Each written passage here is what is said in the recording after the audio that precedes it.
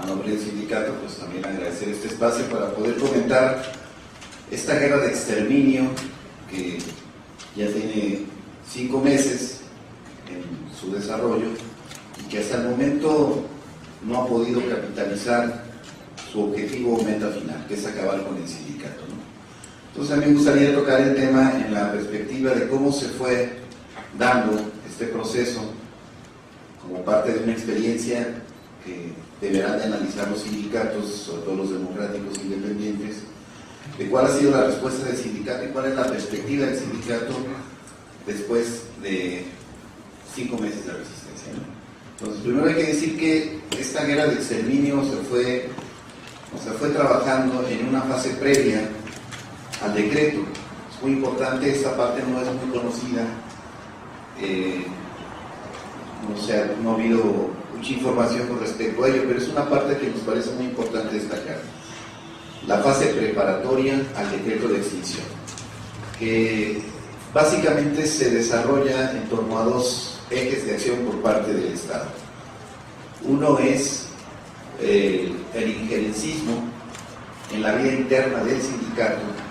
a través de una supuesta disidencia que rompe con la línea política de la mayoría del Comité Central, cuyo carácter fue siempre el de resistir a la embestida neoliberal en todos los sentidos, con la movilización del sindicato y también de poder ofrecer la solidaridad con todas las luchas del país. Los disidentes comienzan a decir que esta línea de acción está agotada, que ya no hay que resistir,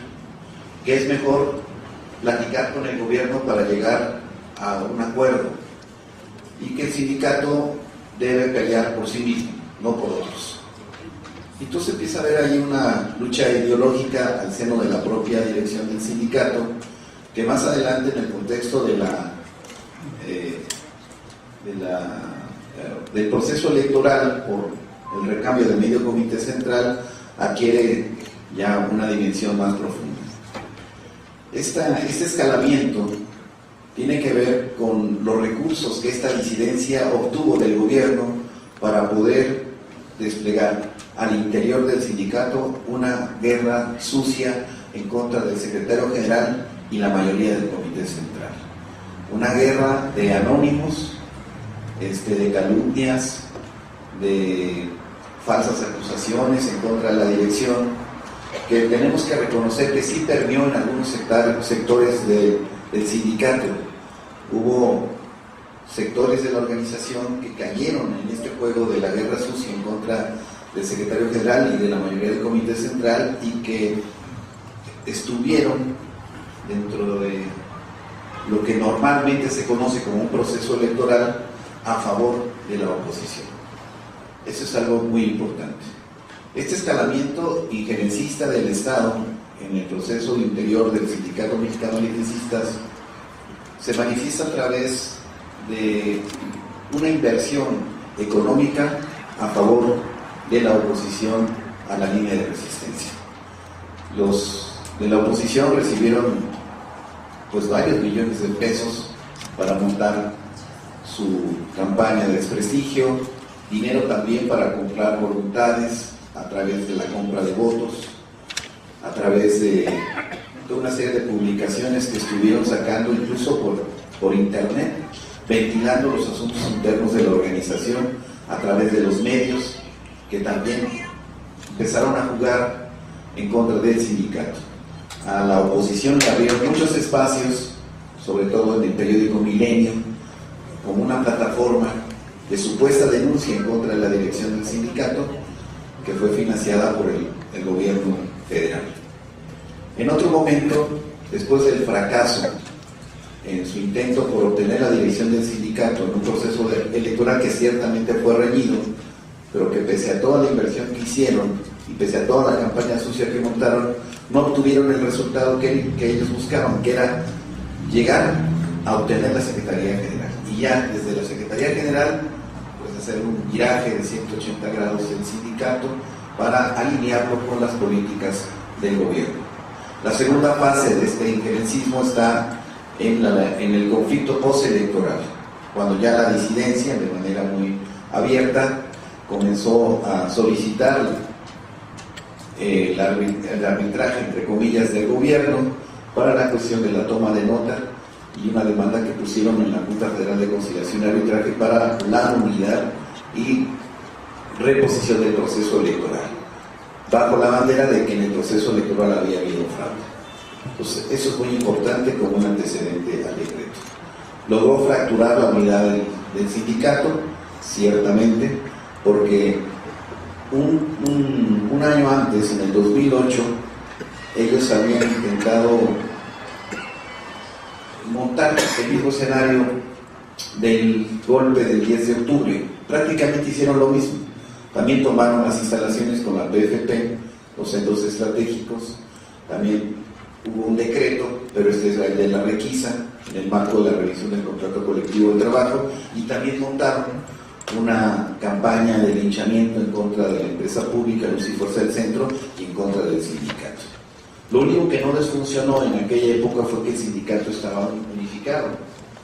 que el sindicato pudo contener toda esta ofensiva y finalmente logró un acuerdo de solución al conflicto de revisión del contrato colectivo en términos de acrecentar los beneficios para los trabajadores del Sindicato Mexicano de Electricistas. Este factor de la desunión o de la fractura en la unidad del sindicato entonces jugó a favor del decreto de extinción. Entonces, esto es una parte que fue previa al decreto, la ruptura interna con una campaña mediática de linchamiento para buscar que la opinión pública en general se manifestara a favor de una decisión como la que posteriormente tomó el usurpador presidente de la República. La segunda etapa es el decreto, y el decreto anuncia muy claramente cuál es uno de los objetivos estratégicos de este decreto. No solamente está la intención de privatizar el sector eléctrico y de apropiarse del mercado de las telecomunicaciones. Un objetivo central del decreto es acabar con el sindicato, porque los documentos que cita como motivación al decreto tienen que ver con algo que también ya habían venido anunciando. La cuenta pública del 2006 por la Auditoría Superior de la Federación le recomendaba al Poder Ejecutivo la extinción de Luz y Fuerza y su fusión con Comisión Federal de Electricidad. En el decreto se cita el artículo 16 de la Ley Federal de Empresas Paraestatales, en donde dice que por causas de interés público, un organismo público descentralizado que no cumple ya con sus funciones puede ser extinguido o liquidado. Pero la parte final de ese mismo párrafo del artículo 16 de la ley dice que se puede integrar a otro organismo que tenga las mismas funciones. Es decir, que si hubieran aplicado el artículo 16 en toda su amplitud, por naturaleza, en forma automática, hubiéramos caído en la figura del patrón sustituto. Pero ellos no quieren que el sindicato viva, y eso era darle vida al sindicato. Entonces, hicieron una interpretación sesgada de este artículo, lo mutilaron en la parte final que refiere a la fusión con Comisión Federal, y dijeron hasta aquí. Y en el artículo 4 del decreto, ahí se dice que el único derecho que tenemos los trabajadores de la extinta Luz y Fuerza del Centro es el derecho a la liquidación, también pisoteando nuestros derechos adquiridos en términos del contrato colectivo de trabajo y de la Ley Federal del Trabajo. Es decir, aquí se nos niega, mediante un decreto de carácter administrativo, todos nuestros derechos laborales y nuestras propias garantías individuales como ciudadanos mexicanos. Entonces, el decreto tenía como objetivo acabar con el sindicato. Días después del decreto, cuando la Presidencia de la República le explica al Poder Legislativo el motivo del decreto de extinción, en lo que se conoce como los documentos secretos, que están bajo resguardo de secreticidad de 12 años, y que bueno, ya todo el mundo tiene, ellos ya hicieron ahí los escenarios de cuál iba a ser la respuesta del sindicato. Entonces, un primer escenario que ellos visualizaron es que el sindicato de inmediato iba a responder en forma violenta al decreto y que eso iba a dar motivo para que ellos acabaran de un solo golpe a través de la detención y represión de la dirigencia del sindicato y de su propia base trabajadora. 5 meses en su desarrollo y que hasta el momento no ha podido capitalizar su objetivo o meta final, que es acabar con el sindicato, ¿no? Entonces a mí me gustaría tocar el tema en la perspectiva de cómo se fue dando este proceso como parte de una experiencia que deberán de analizar los sindicatos, sobre todo los democráticos independientes, de cuál ha sido la respuesta del sindicato y cuál es la perspectiva del sindicato después de 5 meses de resistencia, ¿no? Entonces, primero hay que decir que esta guerra de exterminio se fue trabajando en una fase previa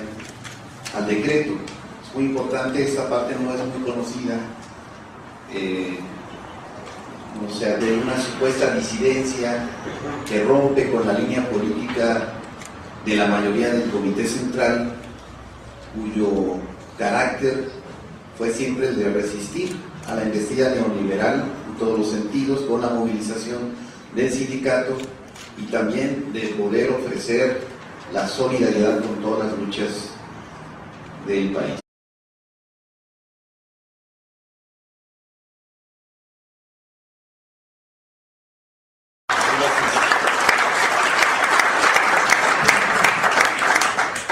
Muchas gracias por la invitación y a nombre del sindicato pues también agradecer este espacio para poder comentar esta guerra de exterminio que ya no ha habido mucha información con respecto a ello, pero es una parte que nos parece muy importante destacar. La fase preparatoria al decreto de extinción, que básicamente se desarrolla en torno a 2 ejes de acción por parte del Estado. Uno es el injerencismo en la vida interna del sindicato a través